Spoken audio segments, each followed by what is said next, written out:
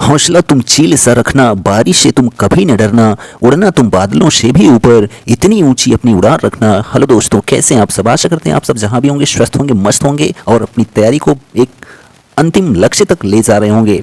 तो आज बात करने वाला हूं 7 अक्टूबर दिन शनिवार के करंट अफेयर्स की। तो पर डे सुबह 6 बजे करंट अफेयर्स की अपडेट आपको मिल जाती है, तो चैनल को आप जरूर सब्सक्राइब कर लीजिए। और यहाँ पर आपको हिंदी की भी क्लास मिलती रहती है, तो आप इसलिए स्पेशली सब्सक्राइब कर लीजिए और अपने दोस्तों में भी शेयर कर दीजिए। तो चलिए देख लेते हैं आज का सेशन।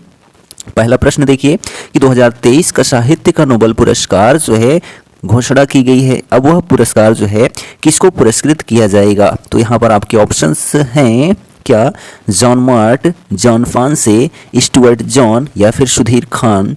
तो यहाँ पर जो है 2023 का जो साहित्य का नोबेल पुरस्कार की घोषणा की गई है, उसमें किनको मिलेगा? तो जॉन फांसे को मिलेगा। किसको मिलेगा? तो जॉन फांसे को। तो ऑप्शन नंबर बी आपका एकदम करेक्ट हो जाता है। और जॉन फांसे जो है यह नॉर्वे के लेखक हैं। 1959 में नॉर्वे में जो है जन्मे फांसे का डेब्यू नॉवेल रेड ब्लैक 1983 में प्रकाशित हुआ था। किनका? तो जो है जॉन फांसे का। उन्होंने जो है कई नाटक, उपन्यास, कविताएं, कलेक्शन, निबंध, बच्चों की किताबें और जो है अनुवादों को लिखा है। नॉर्वे के लेखक जॉन फांसे को जो है 2023 का साहित्य का नोबेल पुरस्कार मिला है। उनके पहले नोबेल का नाम था रॉड। ठीक है, चलिए नेक्स्ट क्वेश्चन देखिए। सेकंड नंबर है कि आरबीआई के नए कार्यकारी निदेशक हाल ही में जो है कौन नियुक्त हुए हैं? तो यहाँ पर आपके ऑप्शंस हैं मुनीश कपूर, दिनेश कुमार, मुनेंद्र सक्सेना या फिर इनमें से कोई नहीं। तो आरबीआई के नए कार्यकारी निदेशक हाल ही में जो है जो नियुक्त हुए हैं, मुनीश कपूर नियुक्त हुए हैं। तो ऑप्शन नंबर आपका ए करेक्ट हो जाता है। और आरबीआई जो गवर्नर हैं रिजर्व बैंक ऑफ इंडिया, तो शक्तिकांत दास हैं वर्तमान में। ठीक है, तो यहाँ ऑप्शन नंबर ए आपका एकदम करेक्ट हो जाता है। और एसबीआई के बारे में जान लेते हैं, यह भी करंट का ही पॉइंट है। तो एसबीआई के अध्यक्ष का जो कार्यकाल है वह अगस्त 2024 तक के लिए बढ़ा दिया गया है। और वह जो है एसबीआई के अध्यक्ष कौन है? तो दिनेश कुमार खारा जी हैं। ठीक, चलिए नेक्स्ट क्वेश्चन है थर्ड नंबर कि स्क्वैश डबल्स में जो है स्वर्ण पदक हाल ही में किसने जीता है? तो यहाँ पर आपके ऑप्शंस हैं दीपिका पल्लिकल, हरिंदर पाल संधू या फिर जो है प्रियंका दास या ए और बी दोनों। तो जो है स्क्वैश डबल्स में स्वर्ण पदक हाल ही में जो है दो लोगों ने जीता है, वह भी दीपिका पल्लिकल और हरिंदर पाल संधू ने। तो ऑप्शन नंबर ए और बी यहाँ पर सही है, तो इसलिए यहाँ ऑप्शन नंबर करेक्ट होता है आपका डी। ठीक, तो हंगझाऊ एशियाई खेलों में जो है गुरुवार को स्क्वैश में भारत को जो है 2 पदक मिले। मिश्रित युगल में दीपिका पल्लिकल और हरिंदर पाल संधू ने जो है स्वर्ण पदक और पुरुष एकल में जो है सौरभ घोषाल ने जो है रजत पदक जीता। जहां दीपिका और हरिंदर ने मलेशिया की अजमान और मोहम्मद शयाफिक बिन मोहम्मद कमाल की जोड़ी को जो है कड़े मुकाबले में 11-10, 11-10 से हराया। ठीक, चलिए फोर्थ नंबर क्वेश्चन देखिए। तीरंदाजी में कंपाउंड पुरुष स्पर्धा में दक्षिण कोरिया को हराकर स्वर्ण पदक हाल ही में किस देश ने जीता है? तो यहाँ पर आपके ऑप्शंस हैं भारत, पाकिस्तान या फिर जो है चीन या श्रीलंका। तो जो है तीरंदाजी में कंपाउंड पुरुष स्पर्धा में दक्षिण कोरिया को हराकर हाल ही में जो है स्वर्ण पदक जीता है, तो अपने भारत देश ने जीता है। किसने जीता है? तो भारत देश ने। तो यहाँ ऑप्शन नंबर जो आपका ए है वह एकदम सही हो जाता है। ठीक, नेक्स्ट क्वेश्चन है फिफ्थ नंबर कि सरकारी नौकरियों में जो है महिलाओं को 35% आरक्षण किस राज्य सरकार ने देने का फैसला किया है? तो यहाँ पर आपके ऑप्शंस हैं उत्तर प्रदेश सरकार, मध्य प्रदेश सरकार, राजस्थान सरकार या फिर जो है बिहार सरकार। तो सरकारी नौकरी में महिलाओं को 35% आरक्षण जो है वह एमपी सरकार ने, ठीक है, किसने? तो मध्य प्रदेश सरकार ने जो है देने का फैसला किया है। तो यहाँ ऑप्शन नंबर आपका बी एकदम करेक्ट हो जाता है। ठीक, चलिए 6 नंबर क्वेश्चन देखिए कि भाला फेंक में जो है हाल ही में किसने पदक जीता है? तो किसने जीता है? तो नीरज चोपड़ा, किशोर जिना या दोनों या फिर इनमें से कोई नहीं। तो भाला फेंक में जो है हाल ही में जो है स्वर्ण पदक जीता है किसने? तो नीरज चोपड़ा ने। ठीक है, और रजत पदक जो है किशोर जिना ने जीता है। तो नीरज चोपड़ा ने जो भाला फेंक यानी कि जेवलिन थ्रो किया वह 88.88 मीटर का किया और किशोर ने जो है 87.00 मीटर किया। ठीक है, तो नीरज चोपड़ा को स्वर्ण पदक, किशोर जिना को जो है रजत पदक प्राप्त हुआ और यह दोनों भारत से ही, आपको पता ही है। चलिए नेक्स्ट क्वेश्चन देखिए 7 नंबर की हिमानी झील के फटने से जो है हाल ही में किस राज्य में बाढ़ आ गई है? तो यहाँ पर ऑप्शन है मेघालय, असम, सिक्किम या फिर जो है अरुणाचल प्रदेश। तो हिमानी झील के फटने से हाल ही में जो है जो बाढ़ आई हुई है वह सिक्किम राज्य में आई है। कहाँ पर? सिक्किम राज्य में, जो कि जनसंख्या की दृष्टि से बहुत छोटा वाला राज्य है। कौन? सिक्किम। ठीक है, तो अपने मनमोहक परिदृश्यों और शांत सुंदरता के लिए मशहूर सिक्किम को हाल ही में जो है एक विनाशकारी घटना का सामना करना पड़ा, जिसने इस क्षेत्र को जो है हिलाकर रख दिया। सिक्किम में जो है एक हिमनदी झील के फटने से जो है बड़े पैमाने पर तबाही का माहौल छा गया। और इस लेख में जो है हम इस घटना के पीछे के कारणों के महत्व और इसके संदर्भ में 5 प्रमुख बातों पर चर्चा नहीं करेंगे। तो यहाँ पर ये पॉइंट जो है एक्स्ट्रा हो जाता है, तो इसको कट कर दिया जाता है। तो यहाँ पर सिक्किम में जो है हिमानी की फटने की वजह से जो है वहाँ पर क्या आ गया? बाढ़ आ गया। ठीक, नेक्स्ट क्वेश्चन देखिए, 8th नंबर है कि इंडिया इंटरनेशनल निट मेला के 50वें संस्करण का आयोजन हाल ही में कहाँ होगा? तो यहाँ पर आपके ऑप्शंस हैं केरल, तेलंगाना, गोवा या फिर तमिलनाडु। तो इंडिया इंटरनेशनल निट मेला के 50वें संस्करण का जो आयोजन होगा वह जो है तमिलनाडु राज्य में होगा। तो ऑप्शन नंबर जो आपका डी है वह एकदम सही हो जाता है। तो इंडिया इंटरनेशनल निट मेला के 50वें संस्करण का आयोजन तमिलनाडु में 12 से 14 अक्टूबर तक आयोजित किया जाएगा। ठीक, चलिए नेक्स्ट क्वेश्चन देखिए, 9 नंबर है कि देश के सर्वोच्च वीरता पुरस्कार परमवीर चक्र विजेता और एक समर्पित तथा सम्मानित किस पूर्व सैनिक को जम्मू और कश्मीर के ग्रामीण क्षेत्रों में स्वच्छता चुनौतियों से निपटने के लिए अपशिष्ट के विरुद्ध पहल के रूप में जो है राजदूत नामित किया गया है?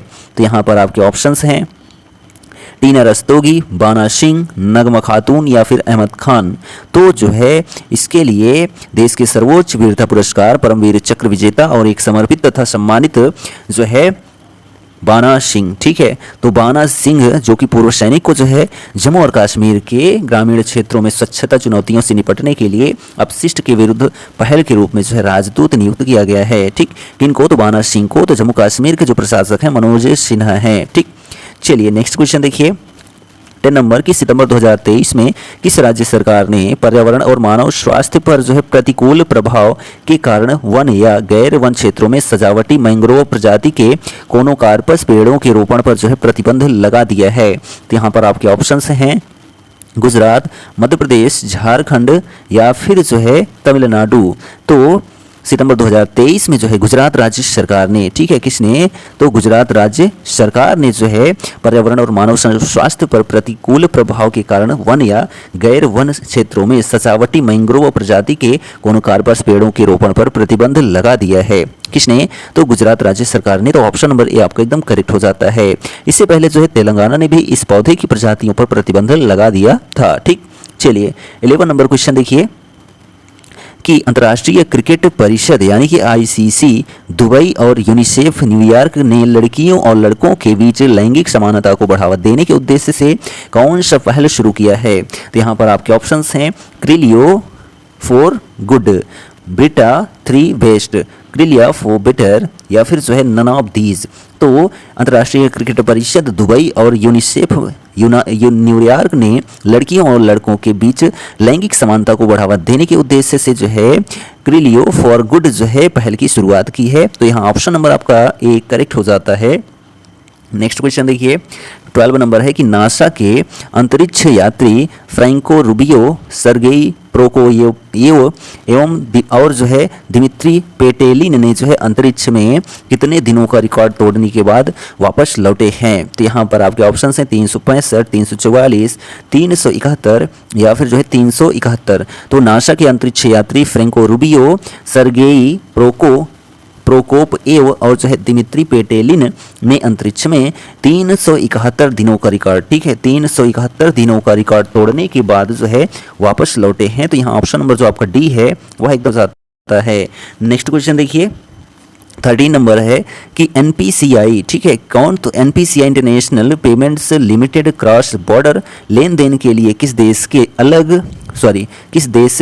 अल एतिहाद पेमेंट्स के साथ जो है समझौता करेगी?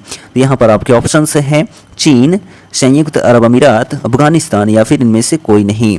तो जो है NPCI international payments limited cross border लेन देन के लिए जो है संयुक्त अरब अमीरात देश के अल इतिहाद पेमेंट्स के जो है साथ समझौता करेगी। तो यहाँ ऑप्शन नंबर आपका बी करेक्ट हो जाता है।